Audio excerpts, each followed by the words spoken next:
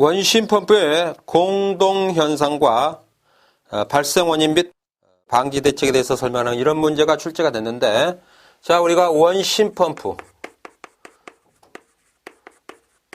먼저 펌프에 대해서 우리가 한번 살펴보죠. 펌프. 펌프는 어떻게 됩니까? 펌프는 우리가 물이라든가 여러 가지 유체를 우리가 이송시켜주는 그런 역할을 하죠. 또한 우리가 펌프는 어떤 압력을 형성시켜주는 역할도 합니다. 압력을 형성시켜주는 그런 역할을 한다.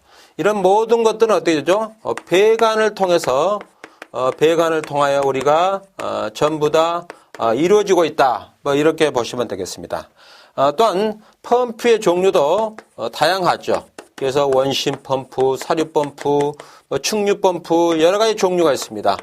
그것도 그 용도에 따라서 다양하게 이렇게 우리가 여러 가지 장치에 맞게끔, 프린트 설비에 맞게끔 사용하고 있다는 사실입니다. 그러다 보니까 어떻게 되십니까? 우리가 배관을 통해서 유체를 이송을 하니까, 이 이송을 하면은 거기에는 여러 가지 밸브가 있고 여러 가지 장애를 받는 그런 요인들이 많겠죠. 그로 인해서 우리가 어떤 현상이 나죠? 여러 가지 펌프에서 이런 배관에서 여러 가지 현상들이 발생할 수 있습니다. 그래서 그런 부분을 우리가 하나하나 이제 검토하는데, 여기서는 캐비테이션, 즉 공동 현상에 대해서 언급을 했기 때문에 그 부분만 여기서 설명하면 되겠죠. 그래서 개요는 이런 부분에서 설명을 하고, 본론에서는 결국은 원심 펌프의 공동 현상, 그다음에 발생 원인과 그다음에 방지 대책에 대해서 설명하면 되겠죠. 먼저 거기에 공동 현상이 어떤 건가 한번 정의를 보시죠. 펌프의 흡입 양정이 높거나 유속의 급격한 변화 또는 와류의 발생 등에 의해서 유체의 압력이 국부적으로 포화 증기압으로 된다. 그래서 흡입 압력, 흡입 양정이죠. 흡입 양정이라든가 혹은 유속의 급격한 변화. 그래서 유속의 변화. 또한 어떤 것이 있습니까? 와류. 터블런트가 됐죠. 와류 발생으로 인해서 어떻게 되죠? 이런 것에서 포화 증기압 이하로, 증기압 이하에 낮아져서 유체가 증발하여 기포가 발생한다. 그래서 유체가 증발한다. 증발하고 그로 인해서 어떻게 되죠? 기체가 발생한다. 이런 현상을 우리가 뭐라 합니까? 캐비테이션 공동 현상이라는 사실입니다. 그래서 그것을 이제 여러분들이 연구해 주시고, 그다음에 이제 두 번째는 어떤 것이 있습니까? 발생 원인, 즉 캐비테이션의 발생 원인은 어떤 거가 있는가? 공동 현상의 원인은 어디에 있는가? 흡입 수도가 큰 경우, 그다음에 펌프의 마찰 손실이 큰 경우, 그다음에 펌프의 흡입 간격이 너무 작은 경우, 이송하는 유체가 고온일 경우, 펌프의 흡입량이 유체의 증기압보다 낮은 경우, 그 다음에 임펠러 회전 속도가 지나치게 빠른 경우 다 중요합니다. 여러분들이 정확하게 기억을 해 주시기 바라고, 그 다음에 세 번째 우리가 방지 대책. 이 공동현상의 방지 대책은 어떤 것들이 있는가? 이것은 아주 시험에 많이 출제되고 있습니다. 여러분들이 꼭 암기하시고 정확하게 알아두시기 바랍니다. 자, 첫 번째는 어떤 것이 있습니까? 펌프의 설치 높이를 가능한 낮게 한다. 그래서 설치 높이를 어떻게 됩니까? 낮게 하고, 그 다음에 흡입 간의 유체 저항을 작게 한다. 그래서 흡입 간의 유체 저항을 어떻게 되죠? 작게 하는 거죠. 유체 저항이 많으면 이제 그런 문제가 발생하기 때문에. 그 다음에 임펠러 회전 속도를 느리게 하고, 그 다음에 단 흡입보다는 양 흡입 펌프를 사용한다. 아주 중요하죠. 그 다음에 네 번째는 AV MPS가 1.3R2 MPSH가 되도록 한다. 그래서 이건 AV MPSH가 결국 어떤 상태가 되냐, 이와 같은 상태가 돼야 된다. 이거죠. 그래서 R2 MPSH의 어떤 조건을 가지고 있어야 된다. 그다음 지나치게 고요양정의 펌프를 사용을 지향한다. 그래서 고요양정의 펌프를 사용하지 마라. 이제 그런 뜻이 되겠죠. 그래서 여기에 있는 내용은 전부 다 중요합니다. 나머지 그게 책에 있는 워러, 해머 다 중요합니다. 여기서는 제가 언급을 하지 않겠습니다. 그 다음에 이제 거기에 워러, 해머 발생 원인, 워러햄머의 현상, 그 다음에 워러햄머의 피해, 워러햄머의 방지 대책 다 중요합니다, 여러분들이. 그 다음에 서징, 맥동 현상 아주 중요하죠. 그래서 거기에 정의 발생 원인, 방지 대책 잘 알아두시기 바랍니다. 그 다음에 펌프의 가열, 펌프가 가열되는 이유가 거기 나와 있죠. 그것도 여러분들이 알아두시기 바라고. 그 다음에 방지 대책 나와 있습니다. 그래서 문제에서 언급이 되지 않기 때문에 넘어가지만 중요한 그런 내용들입니다. 다음은 조력 발전 방식. 자, 조력 발전 방식입니다. 발전 방식. 그 다음에 수차의 종류와 특성. 그래서 여기에 사용하는 수차 종류와 특성. 그 다음에 조력 발전 출력 산정 방법. 그래서 출력 산정 방법.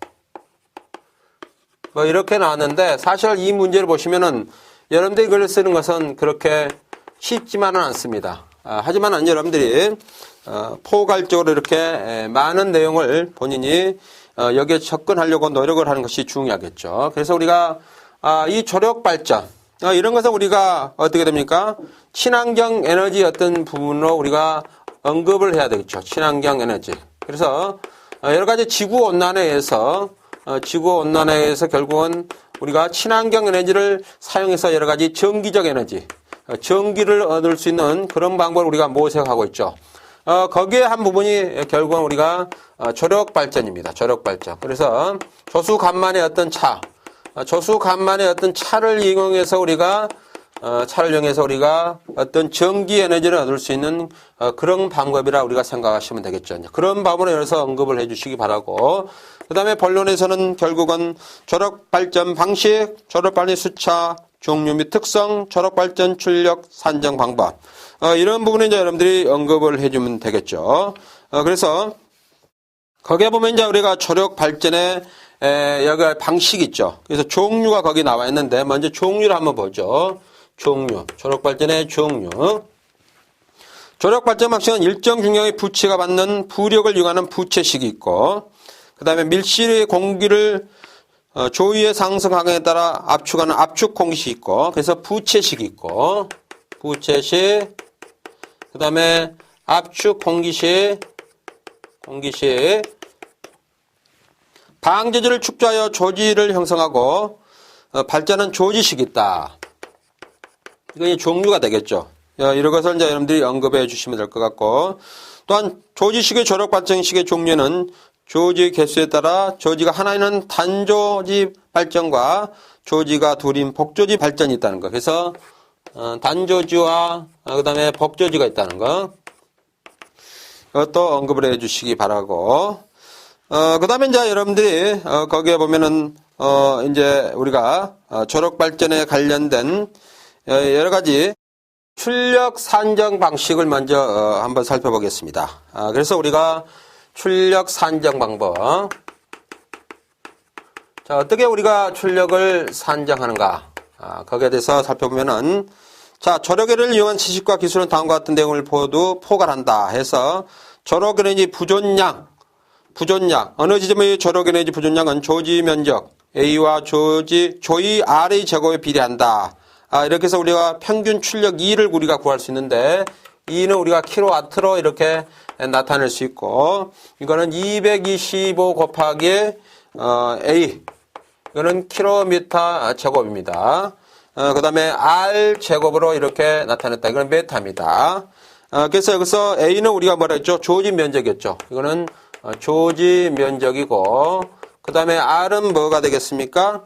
R은 여기서는 우리가 그 조이가 되겠죠. 조이로 우리가 나타낼 수 있다. 어느 지역의 포장 조력을 산출할 때는 조석의 특성 상수를 사용하는데 이때의 특성상 수값은 아래와 같다 해서 우리가 여러 가지 나타낼 수가 있습니다. 그래서 그것도 참고해 주시기 바랍니다.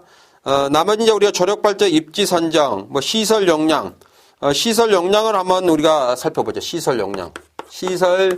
용량을 어떻게 우리가 구할 수 있냐면은, 거기는 우리가 메가와트로 우리가 표시를 할 수 있는데, 이것은 킬로와트 H, 그 다음에 용량인자, 여기에 가로 열고 용량인자, 인자 곱하기 8.760이죠. 8,760. 그 다음에 10의 3승.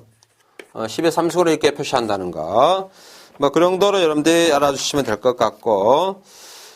그 다음에 이제 우리가 또, 뒤에 보시면은, 거기에 어떤 것이 나왔다면은, 조력 발전의 방식의 특징이 여러 가지 나와 있습니다. 그래서 제가 아까 그 종류를 설명할 때 여기다 부연 설명 여러분들이 더 추가하시면은, 될 것 같고, 그 다음에 이제 뒤에 보시면은 우리가 뭐를 또 언급을 하라고 그랬습니까? 거기에 이제 우리가 수차 발전기, 수차의 발전기에 대해서 이제 언급을 해야겠죠. 그래서 수차의 특성, 세 번째가 됐죠. 수차의 특성.